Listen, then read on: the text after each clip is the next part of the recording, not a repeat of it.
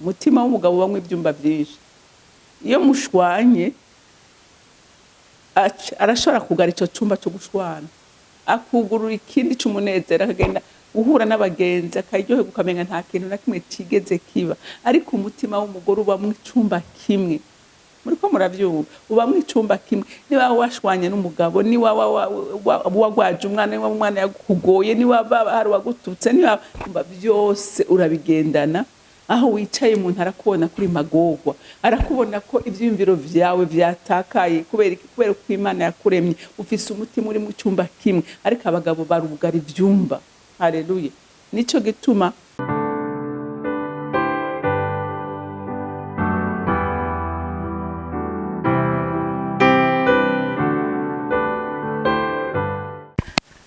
bakunzi bahora Kanani TV, ndanezerewe kandi gusubira guhura namwe ngo tuganire ijambo ry'Imana. Ariko imbere ko dutangura kuganira, reka tubanze twishire mu biganza by'Uhoraho. Data wa twese uri mu ijuru, Mana y'imbabazi n'imbaraga, mahoro yacu, munezero wacu, ndanezerewe muri iki gitondo ciza cy'umugisha duhezagije nk'abana bawe, Mwami Imana, kugira ngo tuganire ibyawe. Ndasenze nsaba mpwemu yera umufasha mwiza twahawe, uzubane nanje, ubane na bene data bose bazokumva ijambo tugiye kuganira. Nta micubahiro cyose n'amashimwe yose aba yawe, nkaba ndabisenze ndabyizeye ko byumvise mu izina rya Kristo Yesu, amen, amen. Rero icyo Imana yashyize ku mutima wanje uyu munsi cyerekeye abakenyezi. Nukuri kuganira nabo, kubakebura, twibukanye, haleluya, kuko umukenyezi iyo asamaye hari ibintu byinshi bishobora gupfa, kuko umwansi bantu b'Imana aranka urugo gose. Rero hariho ibintu bine numva nohanura umukenyezi ukora, haleluya. Ndamuhanura kubibera amaso, akabikora kugira ngo urugo rwiwe rubemwe amahoro, haleluya. Kuko hariho umwasi adasinzira, hariho umwasi umve ntagoheka, aca muri iyi nzira wayimunaniramo, aca umva ahantu hose kugira ngo ahungabanye urugo. Rero reka turabe inyungu za mbere kugira ngo urugo rubemwe amahoro. Biragusaba kubaha umugabo wawe, haleluya, biragusaba kubaha umugabo wawe. Reka kandi iyo umwubashe by'ukuri, ikintu ca mbere wunguka nukuri Imana bana nawe, Imana iraguhezagira uko ari kose. Iyo umwubaha Imana iraguhezagira. Reka turabe mu Bikorosayi igice ca 3 dusoma umurongo wa 18. Haravuga ngo, bagore mugamburukira abagabo banyu nk'uko bibereye abari mu mwami wacu, amen. Muravyumva, umugore yakijijwe, si n'umugore yakijijwe gusa, ubundi umugore yiyubaha akwiye kubaha umugabo wiwe, haleluya. Akwiye kubaha umugabo wiwe nukuri, ukumva yuko, kuko uyu munsi ndiko ndabiraba kandi sinzi ko abagore muri ko murabibona, Satani ariko aratwara agaciro cyane abagabo kandi n'abagore bakavyemera. Rero nukuri uri umugore atubaha umugabo, umenya ngo Imana ntishaka kuguhezagira, Imana ntishaka kuguhezagira. Ariko igihe umwubaha Imana iraguhezagira, haleluya. Ushobora kutabibona ubunyene, ariko ejo uzobibona, haleluya. Ejo uzobona umuhezagiro w'Imana, uvuge ngo nukuri ndashimiye Imana, naho noba naciye mu bikomeye, Imana yahagararanye nanje, Imana yangiriye neza, none uyu munsi ndi mu mashimwe. Rero ico kintu ca mbere wa mudamu we nukuri ugihagarareko. Ndagomba ko tuvugana ibintu bine. Icya mbere no kumwubaha, ukamwumvira, haleluya, ukamwumvira, ukamusonera uko ari kose, Imana irakugirira neza. Iyindi nyungu igira kabiri, no kugira wigarurire n'umutima w'umugabo wawe. Urazi yuko ubugwaneza bwawe ushobora kumuhindura. Hariho nk'intahe nyinshi ushobora kumva. Reka dusome mu ijambo ry'Imana turabe muri Petero Petero wa mbere dusome igice cya gatatu, dusome umurongo wa mbere hamwe n'umurongo wa kabiri. Haleluya. Igice cya Petero wa mbere igice cya gatatu umurongo wa mbere gushika ku wa kabiri. Ngo namwe bagore nuko mugamburukira abagabo banyu kugira ngo naho bamwe batumvira ijambo ry'Imana baremeshwe n'ingeso nziza z'abagore babo,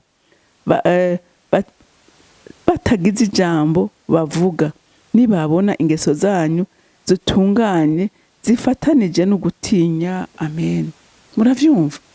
Rero umugore ubundi kugira ngo by'ukuri aronka amahoro kandi yigaruriye n'umutima w'umugabo iwe, akwiye kuba umugore yubaha. Haleluya. Umugabo wawe ukamenya ingeso ziwe, ukamenya ikintu yanka, ukacirinda kuko ntibyumvikana ingene umugabo ashaka kukwihaniza ikintu rimwe kabiri gatatu kane gatanu. Senga Imana niyo abiyo ngeso yarakunaniye, by'ukuri ufuka musenga Imana uyibwira uti Imana jewe ingeso yarananiye, ntabara ungirira imbabazi unshoboze kunesha ingeso. Haleluya. Umwamira ivyamwe. Urumva ariho ngira ngo iyo nkuru nari narayibabwiye. Urumva umugabo ngo yaca inyuma umugore wiwe n'abakozi. Hanyuma ngo umunsi umwe umugabo yagiye hanze ngo agura ishuka. Niyo nkuru nari bateka ariko reka ndayisubiremo iyo ntara. Ngo azana ishuka. Hanyuma umugore imva yarasinzira ngira ryatero ry'utikoma, umugabo akabyuka buhoro buhoro akaja muri ivyo bintu n'umukozi n'umuyayi. Uhama ubundi munsi w'uyu mugore yari umukozi akorera ngira leta sindabizi. Uhama ngo aragaruka muhira, imodoka yisiga kwibarabara, arinjira aje gutora ikintu dosiye yibagiriye muhira. Ngo atasanga abakozi bariko baravuga bati kumuyaya wagipfuwe, uwi gurasamana na sobuja ugomba gusambura urugo rw'abantu, bariko baramutuka. Umugore aravyumviriza avuga ati ibintu birakomeye. Ngo araceceka nta jambo na rimwe yavuze. Ngo acaragenda ngo akora isuku, agura matera, aragenda sasi ahindura matera y'umuyaya, ashiraho iyindi nshasha, afata ya mashuka arayasasa. Umugabo niko ngo kuja kumubaza ngo agiye umva yasubiye kuja kuryama nkuko yahora. Umugore umva nta kintu kimwe yamubwiye. Uhama asubiyeyo arabona ya mashuka, aribaza ati kweri umugore yashase aya mashuka mu cumba c'umuyaya. Niho rero ngo yabimubaza ati mbega kweri ko amashuka nazanye wagiye kuyasasa hariya mu cumba c'umuyaya. Aterega we databuja, wewe abantu bo muri inzu bose urabagaba n'ibintu byose ni ibyawe. Ntiyateye induru, yaramwamiye. Umugabo akogwa n'isoni, araraba ingene umugore atamututse atateye induru. Ngo yaciye amubwira Dimanche atumva ati ndindira tujana. Bacajana kuri eglise ngo bahamagaye abihana, yabaye wa mbere. Urumva uyu mugore yamenye kwifata kandi mu gihe kigoye. Haleluya. We yaramenye ati intambara sishobora kwigwana ngo ndayishobora, ariko ushobora kuyingwanirira n'umwami wanje. Haleluya. Aravuga ati intambara ni yawe, warareka kugwana. Kenshi dukunda kugwana, dukunda gutera induru, ariko iyo duteye induru tuba duhaye noneho inkomezi wa mwasi yari yateye wa muntu, tuba tumutije amaboko kugira noneho yonone gusumba. Mugabe igihe tumusuzuguye tukamwereka kumengo twabibonye, Satani aramaramara. Kandi nuwo yakoze ikosa abonye mugenzi we ata reaction yo gutera induru ibaye, nukuri arahinduka. Rero twige by'ukuri kwamira abo tubana. Haleluya. Cyane cyane abadamu mwamira abagabo banyu. Mwamira abagabo banyu. Ejo bundi hari umukozi w'Imana yatwigishije, aravuga ati kenshi dukunda kuraba uwo umuntu tuba turiko turavugana nabi. Niba ari umugabo n'umugore, umugabo agashaka gushwanira umugabo ariko ntamenye ko hari ukuboko k'umugwanizi, Satani yitije ukuboko k'umugabo wiwe kugira ngo agire iki asambura urugo, ariko umuntu afise amaso abona kure aramenya ngo hari umwasi ari inyuma. Haleluya, hari umwasi yishije inyuma ashaka guhungabanya umutima wanjye. Rero wewe igihe ubyifashemo neza, Satani araheba iyo nzira kuko yabonye ko wagize iki, ko wamunesheje. Haleluya, haleluya. Rero wigarurira umutima w'umugabo wawe mu kumwamira ivyamwa, mu kwitwara neza, mu kumuganiriza naho babaye ikibazo. Haleluya, wige kwifata, wige kwihangana, hanyuma ikibazo gitoregwa inyishu mu rupfasoni. Haleluya. Ikigira gatatu ni ukugira nawe uhorana amahoro yo mu mutima. Birakeneye yuko uhorana amahoro yo mu mutima. Burya iyo washwanye n'umuntu bantu b'Imana urabura amahoro, kandi iyo ubuze amahoro menya ko bikuviramo ingorane, kandi n'uwo mubana bimuviramo ingorane. Ahantu hataba amahoro niho umwasaba. Haleluya, ariko hari amahoro niho Imana iba. Reka turabe mu ijambo ry'Imana mu Itanguriro igice ca 3 dusome murongo wa 16. Igice ca 3 dusome umurongo wa 16. Ngo kandi abarira uwo mugore ati, nzogwiza rwose umubabaro wawe ufise inda, uzokwama uvyara abana ubabara, kandi umugabo wawe uzomuhoranira inyota, nawe azokuganza. Muriko muravyumva? Igihe wewe utabaye maso by'ukuri, kuko umugore murumva ko akenera kwamira umugabo wiwe, kuko tutaje kuramwamira. Murumva Imana yavuze igihe umugore yakora icaha, Imana yavuze ngo uyu mugabo uzomuhoranira inyota, kandi azokuganza. Urumva biragusaba rero wewe kuca bugufi, kuko igihe udaciye bugufi, iyo habaye n'ibintu byo gushwana, iyo habaye n'ibintu, urumva abagabo barafise ukuntu bobo niyo habaye ikibazo barashobora kugihunga. Mbwa kenshi umugore biragoye ko ahunga ikibazo.